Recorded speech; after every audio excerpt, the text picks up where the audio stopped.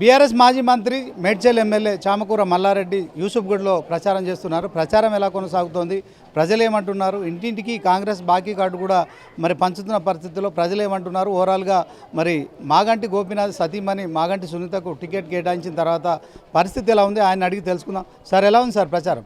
Super ఉంది, perfect ఉంది, చాలా బాగా పోతుంది. ఎందుకంటే మేము కూడా ఉంచినంత కంటే ఎక్కువ ఉన్నది ప్రజల ఆదరణ. ఎందుకంటే మా గోపన్న 3 పరిహారాలు పర్ఫెక్ట్గా డెవలప్ చేసిండు. జూబ్లీహిల్స్ను అసెంబ్లీ మొత్తం పర్ఫెక్ట్గా పోతుంది. ఎందుకంటే గత 2 సంవత్సరాలు దాటినాక వాళ్ళ పరిపాలన, కాంగ్రెస్ పరిపాలన అభివృద్ధి చూసిరు. వాళ్ళు ఏం డెవలప్ చేయలే, మొత్తం సత్యనాథ్ చేసేసారు. తెలంగాణ రాష్ట్రాన్నే మొత్తం సత్యనాథ్ చేశారు.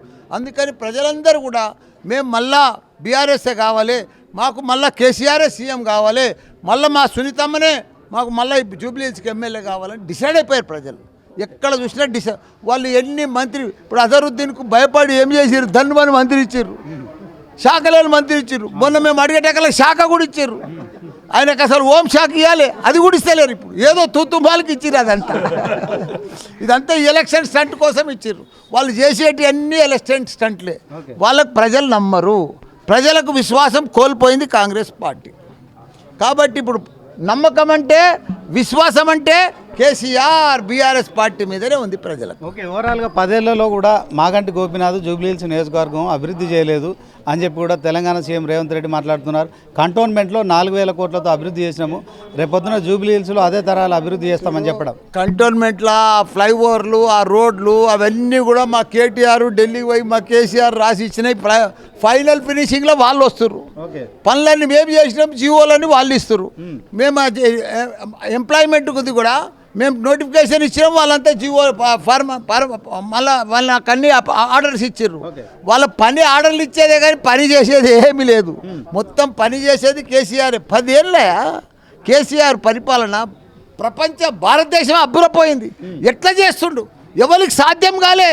దళిత బంధు, బీసీ బంధు, ముస్లిం బంధు, రైతు బంధు, అట్లా రకరకాల బంధులు. వీళ్ళు కాంగ్రెస్ వచ్చిన వద్దుగా ఉన్న బంధువులని చేసి దేవునితన గంట కూడా కొడుతున్నారు. కేసీఆర్ను, కేటీఆర్ను, హరీష్ రావును ముగ్గురు కూడా అరెస్ట్ చేయాలని చెప్పి రేవంత్ రెడ్డి సవాల్ చేయడం కావచ్చు, దీంట్లో బీజేపీని, సిబిఐని కోరడం కావచ్చు, ఎట్లా చూస్తారు? ఎందుకు చేయాలి? భారతదేశంలోనే 3 లక్షల మెట్రిక్ టన్నుల ధాన్యం పండించినందుకు చేయాలన్నా కేసీఆర్ను? కాళేశ్వరం ఎత్తైన ప్రాజెక్టు కట్టినందుకు చేయాలన్నా? దళితులకు దళిత బంధించినందుకు చేయాలన్నా అరెస్టు? ప్రపంచంలో దృష్టికి మన తెలంగాణకు హైదరాబాద్ను తీసుకుపోయినందుకు కేటీఆర్ని చేయాలన్నా? ఎందుకు చేయాలి చెప్పు? దేనికోసం చేయాలి వాళ్ళని అరెస్టు? ఇదంతా వాళ్ళు చేయమను, వాళ్ళు చెయ్యలేరు. మాగంటి గోపీనాథ్ టీడీపీ ఎమ్మెల్యేగా జూబ్లీహిల్స్లో గెలిచారు.